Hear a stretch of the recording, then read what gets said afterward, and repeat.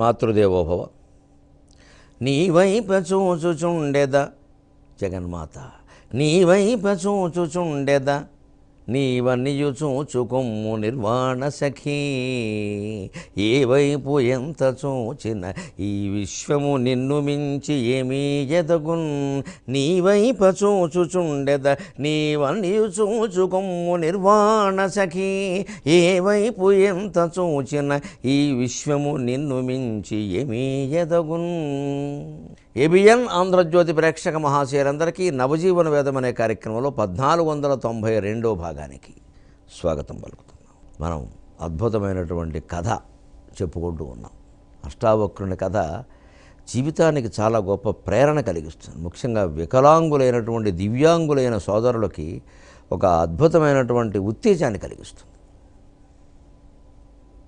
అది జీవితం ప్రారంభ దశలో లేదా మధ్యలో ఎన్ని దెబ్బలైనా తగలనివ్వండి, దెబ్బ తిననివ్వండి, దాన్ని పునర్నిర్మాణం చేసుకోవచ్చు. దానికి మన మహర్షుల కథలు ప్రేరణ. ఎక్కడికో విదేశీ సాహిత్యంలోకి వెళ్ళి కాసబియ్యాంక టోసబియ్యాంక అని ఏవో పట్టుకురావక్కర్లా. మనవన్నీ మనం వదిలేస్తున్నాం ఇక్కడ. ఈ తెలియని పేర్లు తెలియని ప్రదేశాలు నేర్పుతున్నాం ఇక్కడ. వ్యక్తిత్వ వికాస పాఠాలు చెప్పే సోదరులకు నేను నమస్కారం పెట్టి కోరుతున్నా. ఉదాహరణలు రామాయణ భారత భాగవతాల నుంచి చెప్పండి. జాతి బాగుపడుతుంది, ఆత్మవిశ్వాసం పెరుగుతుంది. నాకు వ్యక్తిత్వ వికాస పాఠాలు చెప్పేవాళ్ళు చాలామంది, కొంతమంది పరిచయం, కొంతమంది తెలియదు. కానీ అందులో నాస్తికులు ఉన్నారని నేను అనుకోవడం లేదు. భారతీయులు దైవభక్తి ఉన్నవాళ్లే, కనీసం దైవ విశ్వాసం ఉన్నవాళ్లే ఉన్నారు. ఏదో ఇంగ్లీషు పుస్తకాలు చదవడం, ఎక్కడి నుంచో ఉదాహరణలు పట్టుకురావడం చేయొద్దండి. దానివల్ల ఏంటి నష్టమేం లేదు. విశ్వమంతా ఒకటే. మనం ఆ భావన గురించి చెప్పుకుంటున్నాం. కానీ విదేశాల్లో ఎక్కడైనా మన ఉదాహరణలు చెబుతున్నారండి? మన గురించి అక్కడ పాఠాలనేమో నీచమైన విషయాలన్నీ పడుతున్నారండి వాళ్ళు. మనం మాత్రం వాళ్ళని ఎత్తినట్టుకు తిరుగుతున్నాం. ఇక్కడ దెబ్బకి దెబ్బ తీయాలని కాదు, మనం ఉన్నాయి కదా, లేకపోతే తెద్దామండి, లేకపోతే మనము తెద్దాం అని ముందు మనం చదవాలి. అష్టావక్రుడు కథ చూడండి, ఎంత ఉత్తేజకరంగా ఉంటుందో ఎవరికైనా. అతను ఇప్పుడు సహజంగా జన్మాంతరమైన సుకృతంలో ఆయనకి ఆ పాండిత్యం ఉంది. పైగా తండ్రి పిల్లల్ని రాజరంపాన పెట్టేస్తూ ఉంటే ఏదో వచ్చింది, కోపం వచ్చింది, గర్భస్థ శిశువు అన్నాడు. ఆయనకి అంత కోపం రావాలా? అహం వచ్చేసింది ఆయనకి. సరే, మానవ సహజమైన పద్ధతి ప్రకారం కడుపులో పిల్లాడంటే కొంచెం వస్తుంది, మరి అలా జరిగింది అంతే. అదే లేలంటే అదే. ఇందులో ఎవరి తప్పు లేదు, ఆ పరిస్థితులు అంతే. అంటే ఆ కోపం వచ్చే పరిస్థితులు లేకుండానే చూసుకోవాలి. పిల్లాడు పుట్టాడు, అలాగా తల్లి ఏడుస్తూ కూర్చుంది, ఏమనలేదు మొగుడిని, ఆయన అంతకంటే ఏడుస్తున్నాడు పాపం. అలాగే ఆయన పాపం కాళ్ళు వంకర, చేతులు వంకర, మూతి వంకర, ముక్కు వంకర, అలాగే ఇలా నడుచుకుంటూ పెరిగాడు. కడుపులోనే ఆయన విద్యావంతుడు కావడం వల్ల తండ్రి ఏమాత్రం చెప్పినా కూడా పట్టుకున్నాడు. పైగా ఈ తండ్రికి ఎలా ఉందంటే, నా వల్ల వీడిలా అయ్యాడని. ఎంతైనా బ్రాహ్మణుడు కదండి. తాత్కాలికంగా తాటాకుమంట లాంటి కోపం ఉన్నప్పటికీ తర్వాత జీవితాంతం ఏడవడమే కదా. అయ్యో, ఎంత క్షణం అణుచుకుంటే సరిపోయేది, ఎందుకు ఇలా అయినా వాడు చెప్పింది నిజమే కదా, స్వరం తప్పింది కదా, అదండి ఆలోచన మనిషికి రావాల్సింది. నిజమే, నేను తప్పే చేశాను కదా, తప్పు చేసి కూడా అంగీకరించలేకపోతున్నామంటే అహంకారం కాకపోతే ఇంకేమిటి అని ఆయన ఆలోచనలో పడి పాపం ఆ పిల్లాడికి చాలా శ్రద్ధగా వాళ్ళకంటే ఎక్కువ సమయం కేటాయించాడో మరి ఏం చేశాడో తెలియదు కానీ నేర్పించాడు. ఇతను సహజంగా పట్టుకునే శక్తి బాగుంది కాబట్టి గ్రహణ శక్తి బ్రహ్మాండంగా త్వరలోనే అన్ని విద్యలు నేర్చుకున్నాడు. ఈలోపు అనుకోకుండా ఈ తండ్రి జనక మహారాజు ఆస్థానానికి వెళ్ళాడు. ఈ పేదరికం కారణంగా ఏదో ఐశ్వర్యం కోసం అని వెళ్ళాడు. వెడితే అక్కడ జనక మహారాజు సభలో చూడండి, రాజు ప్రశ్నించాడు. అప్పటి ప్రభుత్వాలు ఎలా ఉండేవో చూడండి. మహారాజా, నేను మీ దర్శనం కోసం వచ్చాను, పేద బ్రాహ్మణ్ణి, నాకు ఏదైనా ఇప్పించండి, ఉద్యోగం ఇప్పించండి. నా వృత్తి ఉద్యోగం అని అడగకూడదు అప్పట్లో బ్రాహ్మణులు. నాకు ఏదైనా జీవనోపాధి కల్పించండి అంటే నా జీవన భృతి ఏర్పాటు చేయండి. నాకు వెంటనే రాజు అన్నాడు, జీవనభృతి ఏర్పాటు చేయమని ఇప్పుడు ఎవరైనా నాయకులను అడగగానే మా పార్టీ అధికారంలోకి వస్తే తప్పకుండా నిరుద్యోగ భృతి 2,000 కాదు 4,000 ఇస్తాం అని వాగ్దానం చేసేస్తాడు. ఎందుకంటే ఓట్లు కావాలి, ఈయనకు అధికారం కావాలి. వచ్చాక మళ్ళీ 30 ఏళ్ళు 40 ఏళ్ళు ఉండాలి, మళ్ళీ మన కొడుకుని పెట్టాలి. ఇప్పుడు ఉన్న వాళ్ళని తీసేసి మన కొడుకుని పెట్టాలి. అందరూ అంతే కదా, అనుమానమే ఉంది. ఇదంతా అందుకోసమే. కానీ జనక మహారాజు అలా అనలేదు. నాకు పేదవాడిని, జీవనోపాధి లేదు అంటే, సరే నీకు నేను ఏర్పాటు చేస్తాను, జీవనభృతి సమస్య కాదు, నీకు ఏ విద్యలో పండితుడు, నీకేమొచ్చో చెప్పమన్నాడు. అది ఆ రోజు రాజు ప్రశ్న. అంటే ఏదో ఒకటి రాకుండా ప్రభుత్వం నుంచి ఏది ఉచితంగా తీసుకునే అర్హత మనకి లేదండి. ప్రభుత్వం సొమ్ము అనద్దని, దాని ప్రజల సొమ్ము అండి. మన పక్కింటి వాడు సొమ్ము మనం తినేస్తున్నాం, మన సొమ్ము మన పక్కింటి వాడు తినేస్తున్నాడు. ఈ పథకాల పేరు మీద జరుగుతున్న మాయది. మళ్ళీ ఈ సొమ్మంతా ప్రభుత్వం వాళ్ళు ఎలా లాక్కుంటున్నారు? ఇటీవల బయటపడింది. 2 రాష్ట్ర ప్రభుత్వాల్లో ఒక రాష్ట్ర ప్రభుత్వం వారి ఏడాది సారా ఆదాయం 20,000 కోట్లు.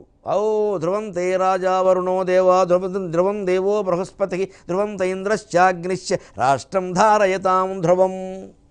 ఇదివరకు ఎవరైనా పరిపాలనలోకి వస్తే పట్టాభిషేకం అప్పుడు ఈ మంత్రం చదివేవారు. ఇంద్రుడు నిన్ను రక్షించుగాక, వరుణుడు నిన్ను రక్షించుగాక, బృహస్పతి నిన్ను రక్షించుగా. ఇప్పుడు ఏమో మొత్తం సారాన్ని నిన్ను కాపాడును కాక, సారాన్ని నిన్ను పెంచును కాక, సారాయే నిన్ను మళ్ళీ అధికారంలోకి తీసుకొచ్చును కాక.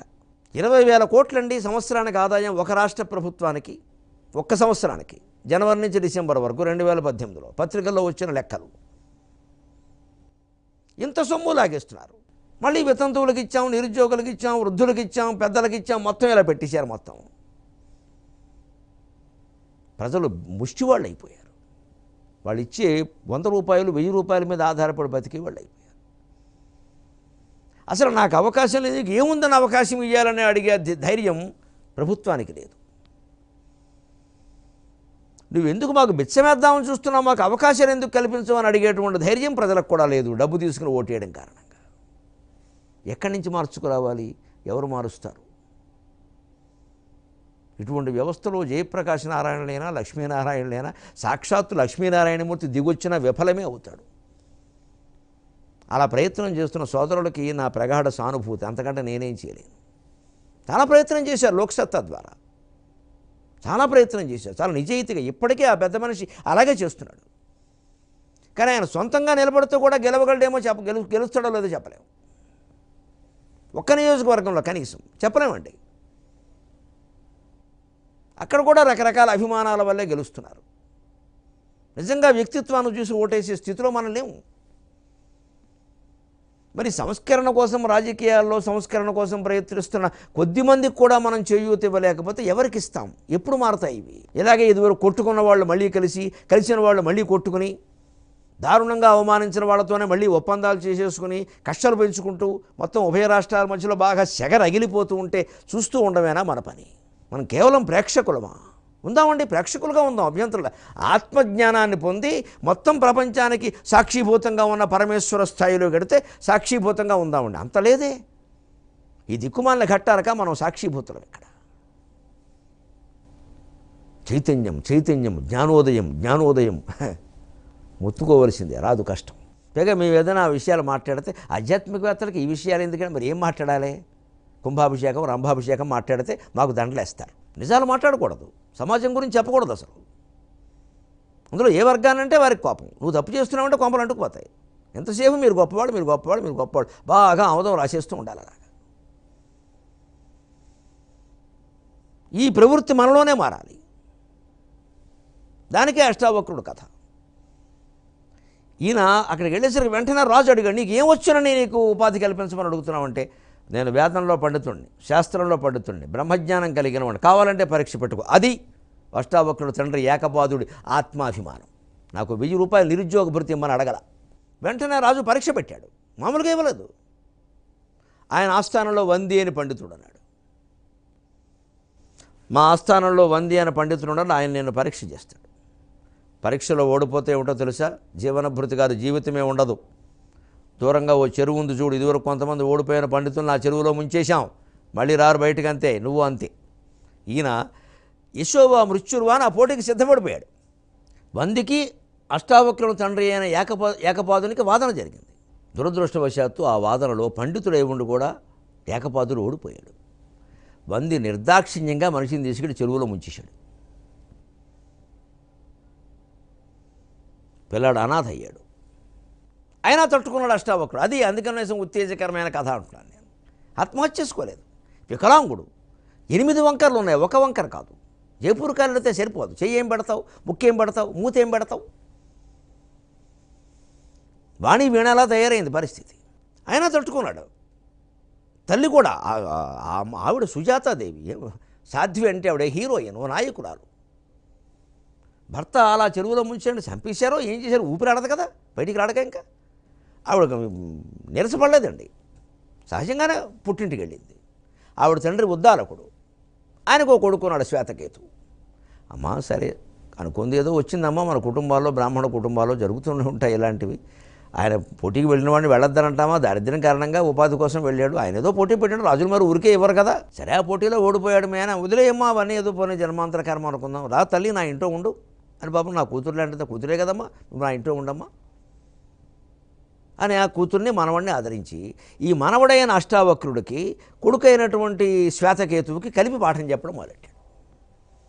ఆ రకంగా అష్టావక్రుడు ఆత్మోత్తేజాన్ని పొందాడు. తండ్రి లేడని నిరాశపడ్డా, తల్లిని అడిగేవాడు, ఏదో చెప్పేది పాపం, ఈ విషయం చెప్పాల కంగారు పడతాడని.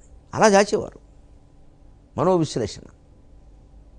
అక్కడ అలా జరిగే కొంతకాలానికి ఈ పోటీ సహజంగా ఉంటుందిగా మరి అష్టావక్రుడికి శ్వేతకేతువుకి, అంటే మేనమావకిను మేనలుడికి. కాస్త అష్టావక్రుడు సహజమైనటువంటి సూక్ష్మబుద్ధి కారణంగా చదువులో ముందుండేవాడు. తాతగారు మెచ్చుకున్నాడు, బాగుందిరా బాగుందిరా రే వాడిని చూసి నేర్చుకోరా అనేసేవాడు. ఇక్కడే కొంపలు అంటుకుంటాయి. వీడికి ఈ ఉద్దాలకుడికి అసూయ పుట్టి, ఈ శ్వేతకేతువుకి అసూయ పుట్టేసింది. ఉద్దాలకుడు ఎప్పుడైతే అష్టావక్రుడిని మెచ్చుకోవడం మొదలెట్టాడో ఈ శ్వేతకేతువుకి అసూయ పుట్టేసింది. వెంటనే వాడు ఒక కారణం వెతుకాడు. అసూయ పుట్టినవాడు ఎప్పుడు ఒక కారణం వెతుకుతాడు ఆక్షేపించడానికి. ఏం వెతికాడు వాడు, అసలు వీడెవడు మన ఇంట్లో ఉండడానికి, వాడికి వాళ్ళ అమ్మకి పెళ్ళి అయిపోయింది, మా అక్క అయితే కావచ్చు పెళ్ళి అయింది కదా, వాళ్ళ నాన్న ఉండనే లేకపోయింది, పోయి అక్కడ ఉండాలి కానీ ఎక్కడ ఉండవేటి, మన ఇంట్లో పడి తినేస్తున్నాడు వీడు కందా, ఈ భోజనాలు ఏంటి ఇక్కడ, ఈ భోభా ఎంతకాలం ఇది భోజన భాజనాలు అని ఒళ్ళు మండి రోజునే, నువ్వు ఎవడు అవసరం నా ఇంట్లో ఉంటావు, నా తండ్రి నా తల్లి నా ఇల్లు, నువ్వు అనవసరంగా మీ అమ్మ ఇక్కడ వచ్చి కూర్చుంది, ఇక్కడ మొగుడు మొద్దులు ఏమీ లేదు, నువ్వు పో నీ ఇంటికి పో అన్నాడు. చదువులో వాడిని చేయించలేక ఈ శ్వేతకేతు. దానికి అష్టావక్రుడికి పౌరుషం వచ్చి తల్లిని అడిగాడు, ఏమిటమ్మా మన పరిస్థితి అని. చెప్పక తప్పలేదు, తల్లి చెప్పింది. నాకు ఇంతకాలం ఎందుకు చెప్పలేదమ్మా అని తల్లికి చెప్పా పెట్టకుండా ఆ పరీక్షకి వెళ్ళిపోయాడు. అది అష్టావక్రుడు పౌరుషం. 8 వంకర్లు ఉంటేనేమమ్మా, ఏ వంకర్లు లేని మన టెక్నో స్కూల్ స్టూడెంట్స్ కంటే చాలా గొప్పవాడు. బుద్ధి వంకర తప్పితే మరే వంకర లేని మన విద్యార్థి సమాజం కంటే చాలా గొప్పవాడు. ఇవాళ పెద్ద పెద్ద ప్రభుత్వ హాస్టల్స్లో, ప్రభుత్వ విశ్వవిద్యాలయాల్లో విద్యార్థులకి ఫీజులు కట్టి, ఫీజు లేకుండా కూడా చదువు చెబుతూ, పైగా ఫెలోషిప్లు కూడా ఇస్తూ, మెస్ కూడా ఇస్తూ, కొన్ని వర్గాల వారికి ఉచితంగా కూడా భోజనాలు పెడుతున్న చదువులు సాగడం లేదు. ఏమి సాగుతున్నాయో అందరికీ తెలుసు. అక్కడ చదువుకున్న విద్యార్థులే ఏమంటున్నారు అంటే, ఈ సౌకర్యాలు పొందుతూ రకరకాల భ్రష్టు పనులు చేస్తూ, లేదు చేయకుండా తప్పించుకుంటూ, మొత్తం మీద ఏదో బయటపడిపోదాలని ఏమైనా ఎంఏ అయ్యే వరకు అని ఆలోచిస్తున్న విద్యార్థులు కూడా ఏమంటున్నారంటే, మా పిల్లల్ని చచ్చినా సరే మేము ఈ విశ్వవిద్యాలయాలకి పంపం, ఇక్కడ జరిగే భాగోతాలన్నీ మేము చూస్తున్నామని చెబుతున్నారు. అంత దరిద్రంగా ఉంది విశ్వవిద్యాలయాల పరిస్థితి, ముఖ్యంగా హాస్టల్స్. శుభ్రంగా తినేస్తున్నారు, బయట తిరుగుతున్నారు, ఒక్కడికి చదువు అక్కర్లేదు, చదువు లేదు. మొత్తం కేంద్ర ప్రభుత్వం, రాష్ట్ర ప్రభుత్వాల సొమ్ములు ఎన్ని వేల కోట్లు వృధాగా అయిపోతున్నాయో చూసుకోండి. ఆవేళ అష్టావక్రుడు లాంటి విద్యార్థి తండ్రికి ఇలాంటి ఆపద వచ్చింది అనగానే, నా చదువెందుకు నేనెందుకు ఇక్కడ, నా తండ్రికి అంత ఆపద వస్తే నేను తిని కూర్చోడానిక అని వెళ్ళాడు. అదే ప్రభుత్వ అధినేత జనక మహారాజు, నాకు ఉద్యోగం లేదు, నాకు భృతి ఇవ్వయంటే, నీకు ఏముందని భృతి ఇవ్వనని అడిగాడు. ఓటేస్తే భృతి ఇస్తానని చెప్పలా. అర్హత లేని వాడికి అడిగే హక్కు లేదు. అది సమాజం. 1,00,000 సార్లు లలితాపారాయణ చేద్దాం అటువంటి సమాజం ఏర్పడాలని. అర్హత ఉంటే తప్ప అడిగే హక్కు లేదు మనకి. ఏ అర్హత పెట్టుకుని అడుగుతామండి? ఊరికే కూర్చుని ఇమ్మంటారా? మేము ఆ కమ్యూనిటీ, మేము ఈ కమ్యూనిటీ, ఊరికే కూర్చుని ఇవ్వాలా నీకు? కనీసం 75 మార్కులు రావాలి అనడానికి వీల్లేదు. కనీసం హాజరు 75% ఉండాలి అనడానికి వీల్లేదు. పాస్ మార్కులు కూడా అడగడానికి వీల్లేదు. ఫెయిల్ అయిపోయినా ఇవ్వాలి. 50 మార్కులు కాదు, 30 మార్కులు వచ్చినా ఇవ్వాలి. అసలు రోజు బడికి రాకపోయినా ఇవ్వాలి. ఏమన్నా అంటే కుల సంఘాలు, యూనియన్లు, ఓట్లు మొత్తం చాలా వచ్చేస్తాయి రోడ్డు మీదకి. మొత్తం వ్యవస్థను మనమే, నీ బాగుకి నేను అడ్డంగా ఉన్నాను మిత్రమా, నా బాగుకి నువ్వు అడ్డంగా ఉన్నావు, ఇద్దరం కలిసి గోతులో పడ్డానికి సిద్ధంగా ఉన్నావు మిత్రమా. దురదృష్టవశాత్తు ఈ దేశానికి 3 వైపులా సముద్రమే ఉంది, దిక్కు లేదు. హిమాలయాలు మనం ఎలాగో ఎక్కలేం, పడితే సముద్రంలో పడాలి. బంగాళాఖాతంలో కానీ, హిందూ మహాసముద్రంలో కానీ, అరేబియా సముద్రంలో, దేంట్లో మునిగినా వందిలాగే అవుతాం, మళ్ళీ బయటికి రావు. దేశం గురించి ఆలోచిస్తే అప్పుడు తెలుస్తాయండి ఇవన్నీ. నా వర్గం, నా కులం అని ఆలోచిస్తే తెలియదు. దేశమంతా ఒక్కటైనా ఆలోచిస్తే తెలుస్తుంది. అందుకే నా వెళ్ళాడు అక్కడికి. ఏమిటండి ఆ పోటీ? నేను ఫలానా అన్నాడు. నీ తండ్రి ఇలా జరిగింది, నేను ఎదుర్కొంటాను రమ్మని అన్నాడు. అప్పుడు వాదన జరిగింది. అప్పుడు విచిత్రమైన వాదన జరిగింది. సంకేత పదాల మీద వాదన జరిగింది. ఏవో కొన్ని జరిగాయి, ఇద్దరు సమానంగా ఉన్నారు, చర్చించారు. ఇక చివరికి ఒక వాదనలో సంకేతాలు అంటే వెంటనే ఈ వంది అన్నాడు ఏకం సత్ అన్నాడు. ఆయన వెంటనే 2 చెప్పాలి. శివకేశవులు 2 అన్నాడు. త్రిమూర్తులు 3 అన్నాడు ఆయన. దిశలు 4 అన్నాడు. పంచభూతాలు అన్నాడు ఆయన. అరిషడ్వర్గము అన్నాడు ఆయన. సప్త కులపర్వతాలు అన్నాడు ఆయన. అష్టదిగ్గజాలు అన్నాడు ఆయన. నవదుర్గలు, నవగ్రహాలు అన్నాడు ఆయన. దశదిశలు అన్నాడు ఆయన. ఏకాదశి రుద్రులు అన్నాడు ఆయన. ద్వాదశ ఆదిత్యులు అన్నాడు ఆయన. త్రయోదశికి ఏమిటో చెప్పాల్సిన అవసరం వందికి వచ్చింది, చెప్పలేకపోయాడు. త్రయోదశికి నిజానికి అంత ప్రసిద్ధమైంది లేదు, మళ్ళీ చతుర్దశికి ఉంది. చతుర్దశ భవన భాండాలు అనొచ్చు 14లో. త్రయోదశికి లేదు. త్రయోదశి గొప్ప తిథి, కానీ ఏదో ఒక ప్రధానమైన గుంపు దేన్ని 13 ఉన్న గుంపు ఏది ప్రధానంగా లేదు. ఏదైనా మూలమూలలో ఉంటే ఉండొచ్చు, వెతికితే ఏదైనా దొరకచ్చు, కానీ ప్రసిద్ధంగా లేదు. కాబట్టి వంది చెప్పలేకపోయాడు. 12 దగ్గర ఆగిపోయింది. అదృష్టవశాత్తు అష్టావక్రుడికి 12 వచ్చింది, ఈయనకి 13 వచ్చింది. కానీ అష్టావక్రుడికి 13 వచ్చి ఉంటే ఆయన బుద్ధి కుశలతను బట్టి ఎక్కడి నుంచో వాడు పట్టుకొచ్చేవాడు. అదే బుద్ధి కుశలత. అన్నీ ఉండవు, మనం సృష్టించుకోవాలి. ఆయన సృష్టించుకున్నాడు, ఈయన సృష్టించుకోలేకపోయాడు. పండితుడు కేవలం పాండిత్యం ఉంటే సరిపోదు, సృజనాత్మక శక్తి ఉండాలి. ఆ సృజనాత్మక శక్తి లేకపోవడం వల్ల వంది ఓడిపోయాడు. ఏకపాదుని కుమారుడైన అష్టావక్రుడైన మహర్షి నెగ్గాడు, బాలుడైన. వెంటనే నీకేం కావాలి అన్నాడు. మరి నా తండ్రిని బతి నా తండ్రి ఏమయ్యాడు అన్నాడు. వెంటనే పాపం ఆ రాజుగారు చెప్పాడు, కంగారు పడుకున్నాయన, మేము ఎవరిని చంపలేదు, బ్రాహ్మణుల్ని చంపేంత దుర్మార్గులం కాదు మేము. వరుణుడు ఒక యాగం చేస్తున్నాడు, దానికి ఋత్విక్కులు కావాలి. నీ తండ్రి సమర్థుడని మాకు తెలుసు, ఆ వాదంలోనే రుజువు అయింది. ఆయన్ని వరుణ యాగం నిమిత్తం ఆ చెరువు పేరు మీద అందులో ముంచి పంపించాం. ఆయన సజీవుడై ఉన్నాడు, ఏమీ ఇబ్బంది లేదు. నా వంది తన మంత్రబలంతో మళ్ళీ ఆ తండ్రిని పైకి రప్పించాడు. అష్టావక్రుడు పరమానందం చేశాడు. తండ్రి వచ్చాడు, పిల్లాన్ని ఇలా పట్టేసుకున్నాడు. ఒరే, నేను నిన్ను అష్టావక్రుడని శపించాను రా, నువ్వు నా జీవితంలో ఉండే వంకరలన్నీ పోగొట్టావురా, నువ్వు తండ్రా నేను తండ్రా అన్నాడు ఆయన. తండ్రి అలా అనకండి, తాత్కాలికమైన కోపంలో చేశారు అని పాపం ఆ వంకర కాళ్లతో వంకర చేతులతో మరగుజ్జు లాంటి మనిషి ఆ బుల్లి చేతులతో ఆయన పాదాలు తాకి కన్నీళ్లతో కడుగుతూ ఉంటే ఆ తండ్రి ఆ జనకపుత్రుల ఆనందాన్ని వర్ణించడానికి కాళిదాసు సరిపోడమ్మా నేనవ్వండి, కాళిదాసు సరిపోవడం నేనవ్వండి. ఇది మన కుటుంబాల్లో ఉండాల్సిన అనుబంధం. పట్టేసుకున్నాడు ఆ తండ్రి. ఏమిట్రా నేను నీకు చేసింది ఏమిటి, నువ్వు నాకు చేసింది ఏమిటి? అదేమిటి నాన్నగారు, ఏదో జరిగింది. తండ్రి మీద కక్ష పెంచుకోలేదండి. అంతేకాదు అష్టావక్రుడు ఎంత గొప్పవాడంటే తనకి సహజంగానే అన్ని వంకరలు ఉన్నప్పటికీ అప్పటికే చాలామంది ఆక్షేపిస్తూ ఉన్నప్పటికీ వాళ్ళు ఎవరినీ శపించలేదు. అంతేకాదు ఈ వందిని మరి శిక్షించచ్చు కదా. అలాగే ఏదో చెరువులో ముంచేసిన వరుణయాగం అంటే ఎలాగండి, ఈయన ఇంకో చోట ముంచేసి కడల్లో ముంచేసి కరుణయాగం అనొచ్చు, దానికేముంది అనలేదు. వెంటనే జనకరాజు ఎంతమందిని ముంచాడాయా, ఈయనకి ఏ శిక్ష వేయమంటావు అన్నాడు. క్షమించి వదిలేయండి, ఏదో చేశాడు అన్నాడు ఆయన. వంది కూడా బాలుడైన వాడికి నమస్కరించాడు, వందించాడు, వందనం చేశాడు, వందే మాతరం అన్నాడు. అది అష్టావక్రుడి కథ. ఇప్పుడు మనం చెప్పుకున్న సహస్రనయనారామ ఎక్కడుందా, ఇక్కడుంది కీలకం. చదువు అయిపోతే సరిపోయిందా, పెళ్ళవద్దో. 8 వంకర్ల వాడికి పిల్లనవరిస్తారు. అన్నీ బాగుంటేనే అర్చకులకి పురోహితులకి పిల్లలు ఇవ్వట్లేదు. 8 వంకర్లు ఉన్నవాడికి పిల్లనవరిస్తారు. ఎదిగిపోతున్నాడు కొరాడు, 25 ఏళ్ళు వచ్చేస్తున్నాయి, పెళ్ళి అవ్వట్లేదు, అష్టి వంకర్లు ఉన్నాయి. ఒకనాడు తండ్రి దగ్గర ఉంటే, ఏమిటోరా నీ బతుకిలా అయిపోయింది, నా వల్ల పెళ్లి చేయలేకపోతున్నాను ఆయన అంటే, పోన్లేండి నాన్నగారు, ఇన్ని వంకర్లు ఉన్నాయి, నాకు పిల్లని ఎవరిస్తారండి, ఇంకా ఆ విషయం వదిలేయండి, నేను తపస్సు చేసి మహాశక్తిని సాధిస్తాను, చాలు, లోక కళ్యాణానికి పాటుపడతాను, బ్రహ్మచర్యాన్నే పాటిస్తాను, మీరు కంగారు పడకండి. లేదురా, నువ్వు అలా ఉండడానికి వీల్లేదురా అని ఆశ్చర్యకరంగానండి. ఒరేయ్, శపించిన వాడిని నాకు వరమిచ్చే శక్తి లేదురా, ఇంతవరకు అలా అనుకోలేదు కానీ నాయన, వెళ్ళరా అని చెప్పి ఆ ఇంటి ముందు రోజు ఆ సుజాతాదేవి నీళ్లు తెచ్చుకునేటువంటి చెరువు ఉందండి, కొద్దిగా దూరంలో మడి నీళ్లు తెచ్చుకునేది. ఆ చెరువులో స్నానం చేయమన్నాడు అష్టావక్రుడిని. తండ్రి ఎంత వాడో చూడండి, శపాదపి శరాదపి ఆగ్రహం అనుగ్రహం. అక్కడ ఆ చెరువులో స్నానం చేయన్నాడు, మునుగన్నాడు. ఈ అష్టావక్రుడు వెళ్ళి మునుగుతూ ఉంటే 3 మునకలు వేసేలోగా తన యావత్తు తపశ్శక్తిని ఆ చెరువు నీళ్ళలో ధారపోశాడు. తపశ్శక్తి ఎప్పుడు ట్రాన్స్ఫరబుల్, మార్చచ్చు. మనకు లేదు కాబట్టి లేదు అనొద్దు. మనకు ఆస్తులు లేవు, ఎంతోమందికి ఉన్నాయి. మనకు అప్పులు లేవు, ఎంతోమందికి ఉన్నాయి. అలాగే మనకు తపస్సు లేదు, ఎంతోమందికి ఉంటుంది. ఆ తపశ్శక్తిని నీళ్ళలో ధారపోశాడు. వెంటనే అష్టావక్రుడు చెరువులో మునిగి బయటకు వచ్చేలోగా 8 అవయవాలు సరైనవి, 8 వంకలు సరైనవి. దివ్యంగా నవమన్మధుల్లా ఉన్నాడు. ఇప్పుడు నీకెందుకు ఎవరో పిల్లని చూస్తాను వెళ్ళరా అన్నాడు. అది తండ్రి. ఏ శపిస్తే ఏమైంది? పెట్టినాయనే, తిట్టినాయనే, కొట్టినాయనే. అందుకే ఆత్మబంధువులను ఎప్పుడు చిన్న చిన్న తగాదాలు ఉన్నంత మాత్రాన దూరం చేసుకోకూడదు. ఎందుకంటే ఆ బంధమే.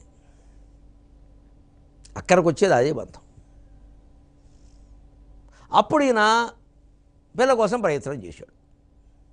అప్పుడు ఒక బ్రాహ్మణుడు ఆయనకి పిల్లనివ్వడానికి సిద్ధపడ్డాడు. వాళ్ళ అమ్మాయి పేరు సుప్రభ, తల్లి పేరు సుజాత. ఈయన చేసుకోబోయే అమ్మాయి పేరు సుప్రభ.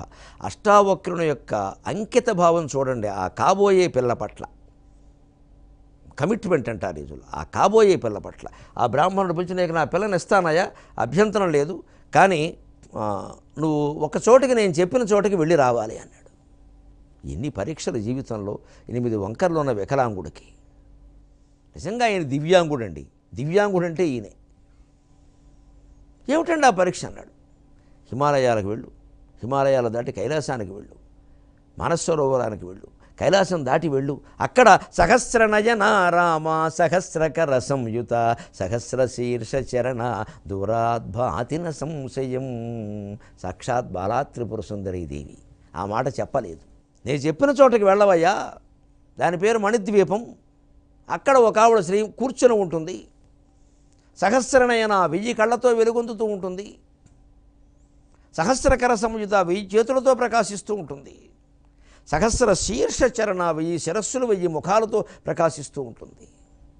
దూరాద్భాతి, దూరంగా, అంత దూరంలో ఉంది అంటే అక్కడికి అన్నాడు. కుర్రాడు కదా, ఎంతైనా పెళ్ళిగాని కుర్రాడు. తీరా పెడితే ఆవిడ దొరుకుతుందా? ఊరికే ఏదో చెబుతున్నారా, వందిలాగా చెరువులో ముంచినట్టు అన్నాడు.